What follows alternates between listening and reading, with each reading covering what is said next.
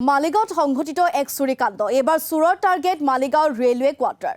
ঘৰত কোনো নথকাৰ সুযোগ গ্ৰহণ কৰি এটা বাসগৃহত চোৰে চলালে লুটপাট। প্ৰায় 10 লাখ টকাৰ সোণৰ অলংকাৰ আৰু নগদ ধন লৈ উঠাও হয় চোৰৰ দলটো। ঘটনা সম্পৰ্কত গোচলা আৰক্ষী চকীত এজাহাৰ দাখিল কৰিছে জিতুমণি ডেকা নামৰ ব্যক্তিজনে। তেওঁ কৈ আছো যাতে যি কৰিব লাগে আমি কোঅপাৰেটখিনি গোটেই কৰিম, আপুনি এই বস্তুটো ইনভেষ্টিগেশ্যনটো অলপ কুইকলি কৰি লওক।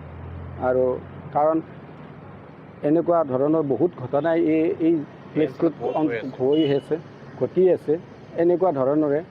গতিকে এই বস্তুটো যদি ঘটি থাকে আমিতো বহুত পিছ পৰি যাব লাগিব। এটা চাকৰি আমাৰ ইমান ডাঙৰ চাকৰি নহয় গতিকে এই চাকৰিটোৰ এই এমাউণ্টটো দি আমি কিবা এটা সম্পদ গঢ়ি ল'ম, সেই সম্পদখিনি যদি আমাৰ গুচি যায় আমি বহুতখিনি লুজাৰ হৈ যাব লাগে না। গতিকে আমি প্ৰব্লেমটো হৈছে কি এই সমস্যাবিলাকে যদি থাকে তেতিয়াহ'লে এই কোৱাৰ্টাৰত থাকিব পৰা আৰু কোনো পৰ্যায় নহ'ব। আৰু আমাৰ ভয়ো খাইছে, ল'ৰা ছোৱালীও ভয়ো খাইছে যে এনেকুৱা ধৰণৰ যদি আমাক কেতিয়াবা আহি বস্তুটো চোৰে লৈ গৈছে কিন্তু মানুহকো যদি এট্ৰাক্ট কৰে, আৰু এনে ঘটনা ঘটিয়ে বহুত জাগাত মানুহকো এট্ৰাক্ট কৰি